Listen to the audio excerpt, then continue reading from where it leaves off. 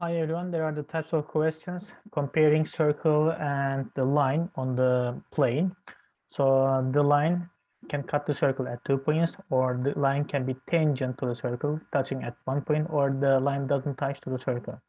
So to find these cases, we have two methods. First method, the distance from center point to the line, we compare it with the radius of the circle. Radius of circle, there is this line, the distance from center to the line. So if the distance bigger than radius, like in this case, it doesn't touch, the line doesn't touch.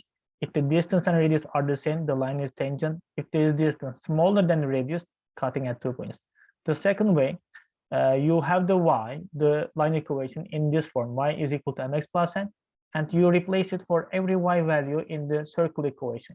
Once you replace it, you will always get a quadratic equation in this form, and you check the discriminant of this quadratic equation. If the discriminant is equal to 0, it's tangent. If the discriminant bigger than 0, intersects at 2 points.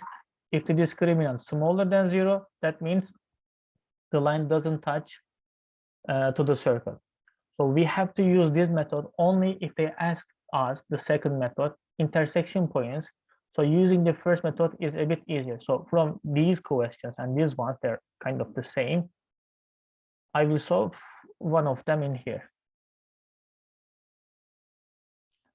So now, find the possible values of k such that it intersects at 2 points. So the distance should be smaller than the radius. I need this one. So firstly, to be able to find the distance from a point to the line equation should be in the form of ax plus by plus c is equal to 0 in this form. So this equation, x over 3 plus k, x over 3 in here, we should turn this into this form. Firstly, we do times 3. So that will be 3y is equal to x and plus 3k.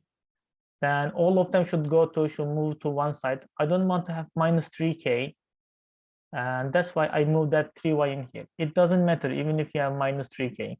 So it will be x minus 3y plus 3k. So I have the line equation in the other form that I need. So I need to make it clear what's the center point. It will be minus a squared. So a is this one, b in here. Y minus b squared, since there is no number in here, you place 0 for that. And it's equal to radius squared 9. So radius is 3. So the distance should be smaller than the radius. The distance from a point to line. So this is the line equation we need, and these are the xy numbers. We replace these xy numbers in the line equation. Instead of x, I will put 3 minus 3 times, instead of y, I will put 0 and plus 3k in absolute value, divided by a and b numbers in here for this case. So please don't mix them. These AB numbers coming from the line equation, these are AB numbers for the center. Kind of, they use the same letters for two different cases.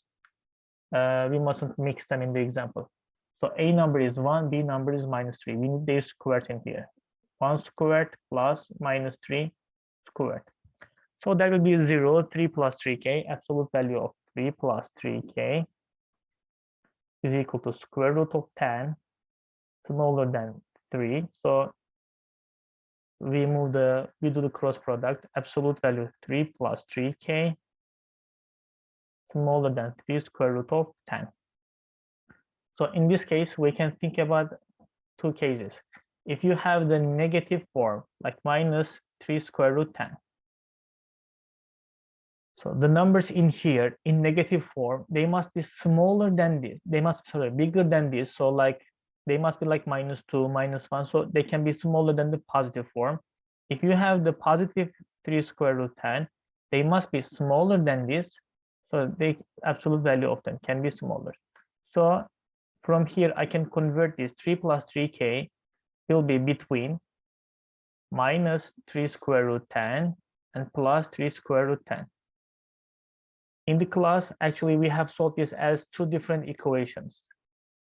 If it is negative minus 3 square root 10, we had told that the part inside the absolute value should be bigger than this 3 plus 3k inside the absolute value.